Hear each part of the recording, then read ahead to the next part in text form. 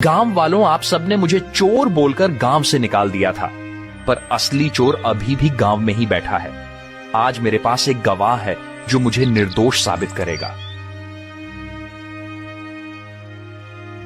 गांव वालों सुनो, असली चोर रामू नहीं है। मैंने अपनी आंखों से देखा है।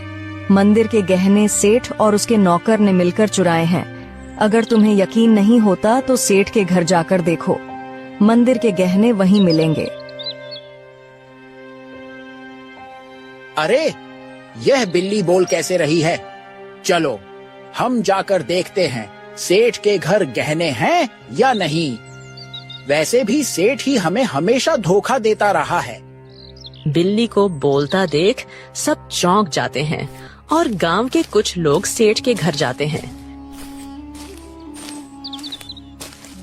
उनको गहने सेठ के घर में मिल जाते हैं। अब पूरे गांव में बातें होने लगी। सेठ चोर है, सेठ चोर है। सब बोलने लगे। सेठ ने चालाकी से अपने नौकर को इशारा करा और सारा इल्जाम नौकर पर डाल दिया। अरे नहीं नहीं, मैं चोर नहीं हूँ। ये सब मेरे नौकर की करतूत है। उसने ही चोरी की है। मैं तो खुद हैरान हूँ। झूठ मत बोलिए सेठ जी, आप सबसे ब्याज में 4 गुना पैसे वसूलते हो, अब चोरी भी करवा रहे हो। ठीक है, अगर तुम सब कहते हो तो इस नौकर को सजा मैं दूंगा, क्योंकि यही असली चोर है। मुझे इस बारे में कुछ नहीं पता था। सेठ ने पूरे गहने वापस मंदिर में रखवा दिए। अब गांव में उसकी कोई इज्जत नहीं करता है। पूरे गांव वालों ने रामू से माफी मांगी। उन्हें अपनी गलती का एहसास हो गया। सबने पूरे आदर सम्मान के साथ रामू और सरला को गांव वापस बुलाया।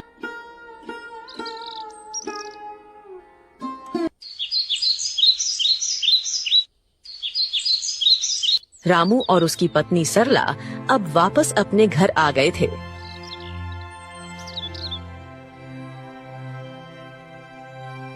शाम का समय, हल्की ठंडी हवा चल रही है। रामू बोलने वाली बिल्ली के साथ खेत की तरफ जा रहा था।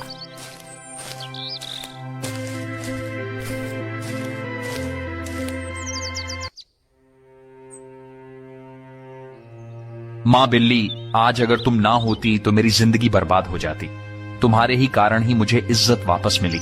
तुम्हारा बहुत बहुत धन्यवाद। रामू, अब मुझे तुमसे एक आखिरी बात कहनी है। अचानक तेज रोशनी बिल्ली के चारों ओर फैलने लगती है। बिल्ली चमकने लगती है और पल भर में वह एक सुंदर अप्सरा में बदल जाती है। रामू आश्चर्य से पीछे हट जाता है। अरे ये क्या हुआ?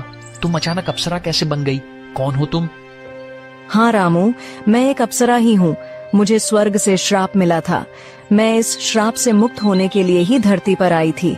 जब तक मैं धरती पर किसी सच्चे और भले इंसान की मदद नहीं करती, तब तक मैं इस बिल्ली के रूप में ही रहती। तुम एक सच्चे और ईमानदार इंसान हो, इसलिए तुम्हें बचाकर मैंने भी अपना श्राप तोड़ दिया। अब मुझे मुक्ति मिल चुकी है। तुम्हारी ईमानदारी और भलाई ने मुझे श्राप से मुक्त कर दिया है। तुम्हारा बहुत बहुत धन्यवाद रामू।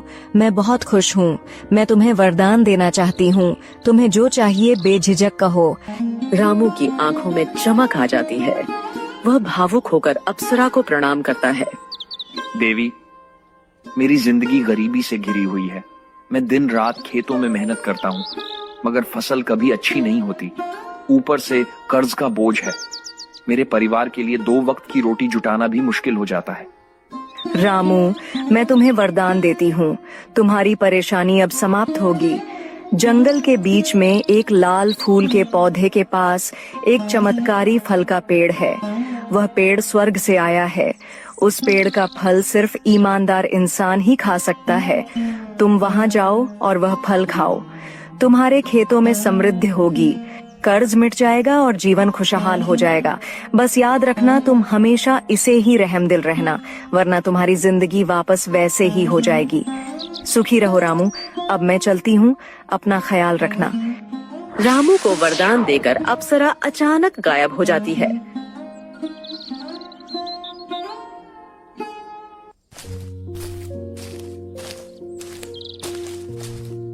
रामू जंगल में चारों तरफ उस चमत्कारी पेड़ को ढूंढता है। सूरज ढलने को होता है। थका हारा रामू अचानक लाल फूल के पौधे को देख लेता है।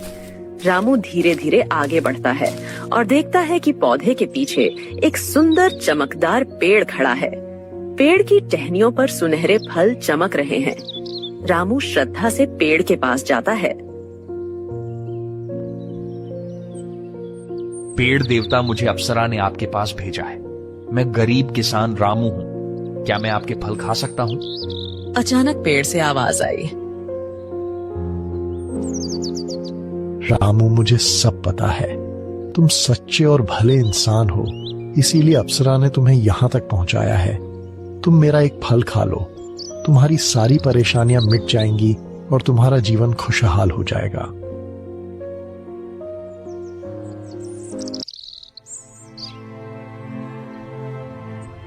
रामू पेड़ से एक सुनहरा फल तोड़कर खाता है।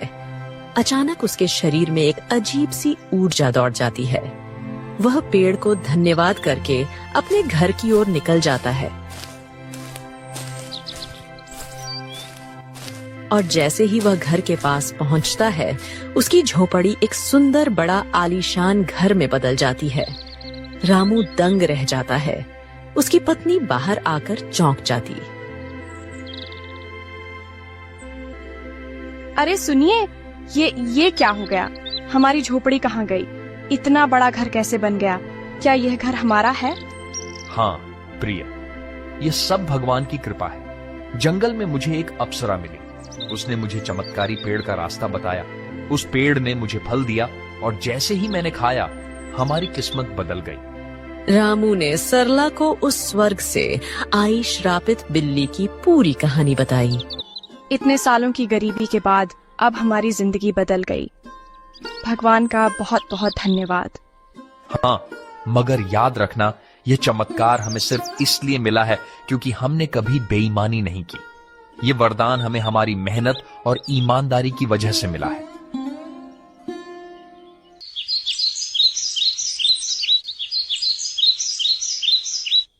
अब रामू और सरला अपने नए घर में खुशी से रहने लगे। पर रामू अब भी साधारण कपड़ों में ही रहता था। उसके अंदर जरा सा भी घमंड नहीं आया। उसने हमेशा उस अप्सरा की बात याद रखी। अब रामू गांव में सबकी मदद करने लगा। उसके घर में हमेशा अनाज भरा रहता था और मेहमानों के लिए दरवाजे खुले रहते थे। वह गांव के सारे जरूरतमंद लोगों को अनाज बांटता था। सारे गांव में रामू की बातें होने लगी। हर कोई अब रामू की बहुत इज्जत करने लगा था। एक दिन गांव वालों को रामू की तारीफ करते सेठ हरिलाल ने सुन लिया। यह सब देख हरिलाल को जलन होने लगी। ये सब दिखावा है। कोई इतना अमीर अचानक कैसे हो सकता है? जरूर इसके पीछे कोई बड़ा राज है। अगर यह ऐसे ही अमीर होता रहा तो गांव में मेरी इज्जत तो मिट्टी में मिल जाएगी। अबे कालू, सुन, तू जरा रामू पर नजर रख और पता कर कि इसके पास दौलत आने का असली राज क्या है। उसी दिन से सेठ का नौकर रामू पर नजर रखने लगा।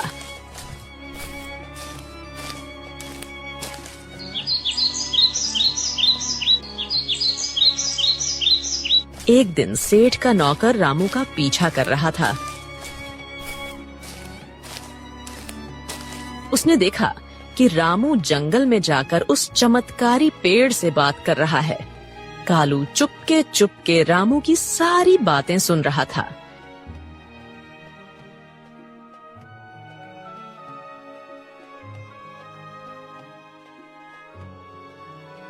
सेठ जी, मैंने सब देख लिया, सब पता कर लिया। रामू उस जंगल के बीच वाले पेड़ से बात कर रहा था।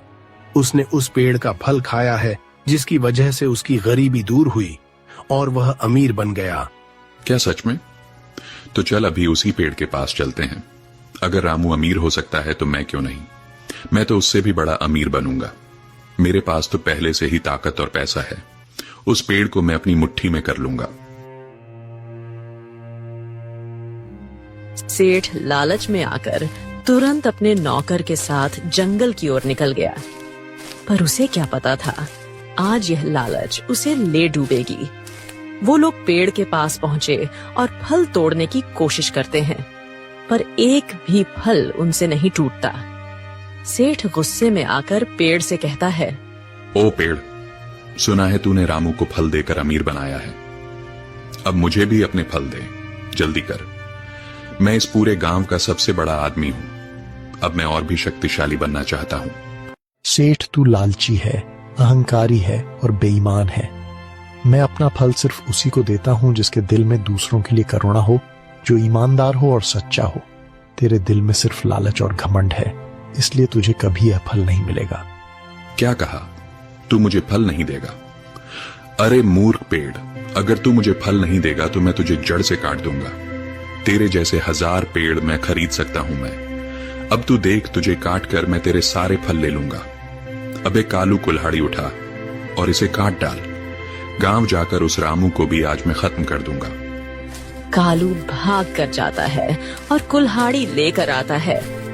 सेठ पेड़ को अपने पैर से मारने लगता है और उसका नौकर कुल्हाड़ी से पेड़ काटने की कोशिश करता है, लेकिन कुल्हाड़ी लगते ही चिंगारियों में निकलती है। अचानक आसमान से बिजली गिरने लगी और तेज हवा चलने लगी। ठहरो, तुम दोनों को अपने लालच और पाप का फल अब यही मिलेगा। तुम्हें दूसरों की मेहनत और भलाई से जलन थी, अब तुम्हें इसका परिणाम भुगतना होगा। अचानक पेड़ से एक चिंगारी निकलती है। सेठ और उसका नौकर वहीं जलकर राख हो जाते हैं। सच्चाई और ईमानदारी की राह चाहे कितनी भी कठिन क्यों ना हो, अंत में जीत हमेशा अच्छाई की ही होती है।